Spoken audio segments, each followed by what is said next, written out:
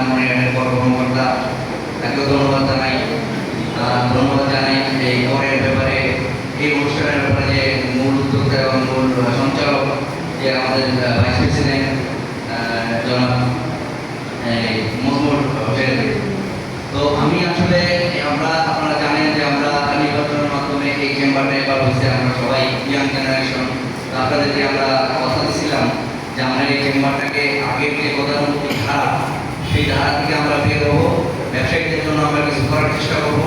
আপনাদের পরামর্শ আমাদের সবসময় পাতে হবে এবং আমরা একটা গতিশীল একটা চেম্বার করি। সেটার ধারাবাহিকতায় আমরা এই কার্যক্রম আমরা হাতে নিচ্ছি।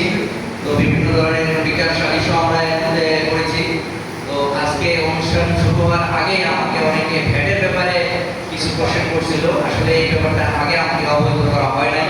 তাহলে আমরা ভ্যাটের ব্যাপারেও যে ভ্যাটের যে কর্মকর্তা আছে তাদেরকে নিয়ে আমরা একটা মত বিনিময় সভা করতাম। মানে আমি চাই আমাদের ব্যবসায়ীরা ট্যাক্স দেয়, ব্যবসায়ীরা ভ্যাট দেয়, তারা যাতে সম্মানের সাথে ভ্যাট দেয়, হয়রানি ছাড়া যাতে ভ্যাট দেয়, তারা যাতে প্রত্যেকটা অফিসে, কর অফিসে এবং ভ্যাট অফিসে যাতে উপযুক্ত সম্মান পায়।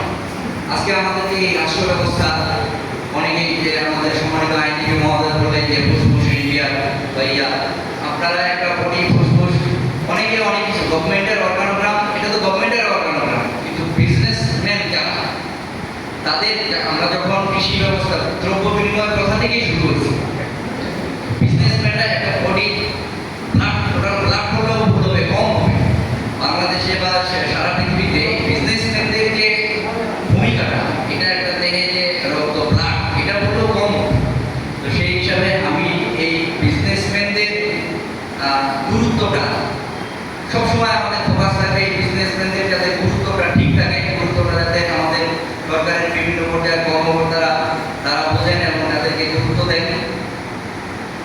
ব্যবসায়ীদের মধ্যে সাধু অসাধু সবাই থাকে। তো বাংলাদেশে প্রচলিত আইন আছে, সেই প্রচলিত আইন অনুযায়ী অপরাধের শাস্তি হবে, অপরাধের বিচার হবে, ব্যবস্থা হবে। কিন্তু আমার সকল ব্যবসায়ীরা একটা কমন একটা সম্মানের দাবিদার, কোনো অফিসে যাতে তারা হয়রানি না হয়, এটাও আমাদের একটা এই চেম্বারের একটা এজেন্ডা থাকবে।